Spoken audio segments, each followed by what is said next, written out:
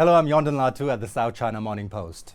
We may well be the country with the highest number of peeping toms per capita, a rueful South Korean friend told me this week. Forget about K-pop and all our great cultural exports. If we keep this up, we're going to be seen as a nation of perverts.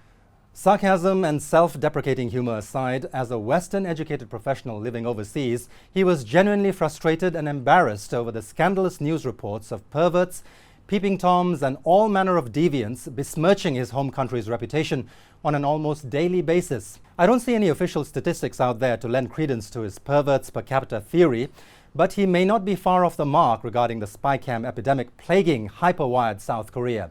It's known as molka, the dirty business of men secretly recording and sharing or selling sexually explicit images of women. That means anything from upskirt photos on public transport and escalators to videos in public toilets, changing rooms, hotels, and even homes. And it's out of control in one of the most tech-savvy places on the planet, where nearly 90% of adults own a smartphone and even more have internet access. Just recently, police announced they had arrested 2 men for secretly filming 1,600 guests through a network of hidden cameras in 42 rooms at 30 hotels in 10 South Korean cities between last November and the beginning of March. The footage was captured by cameras with lenses as tiny as a nose stud installed in digital TV boxes, hairdryer holders and wall sockets, and live streamed on an overseas website for paying customers. The hotels have not been publicly identified, but they're said to be motel-style establishments that are popular among travelers seeking affordable accommodation, as well as local couples looking for privacy. That ought to work wonders for paranoia over some degenerate spying on you the next time you find yourself in a hotel room in the country. And it comes hot on the heels of another scandal that has rocked the foundations of South Korea's beloved K-pop industry.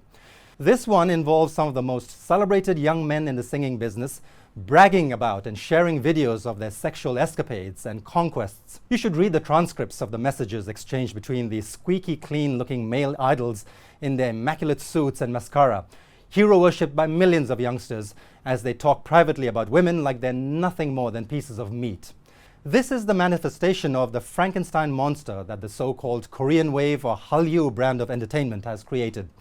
It's not really surprising, given that the industry has long been defined by the rampant sexual and financial exploitation of K-pop stars themselves, beneath all the superficial bling and glamour. For a country that still, justifiably, bristles at the memory of how the Japanese military forced its women into sexual slavery during the Second World War, it's quite ironic that South Korea is unable to get a grip on this modern-day scourge that terrorizes and traumatizes its female population. It stems from a culture of monolithic patriarchy that comes with all the baggage of male chauvinism, misogyny, and toxic masculinity.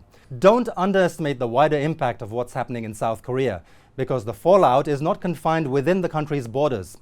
K-pop is a global colonial power, and its idols are admired and emulated by millions of youngsters everywhere.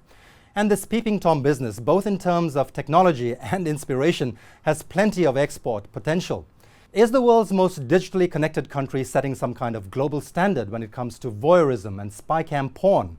Is this the next great cultural export riding on the mighty Korean wave? Pardon me for not saying 감사합니다, but thanks for clicking.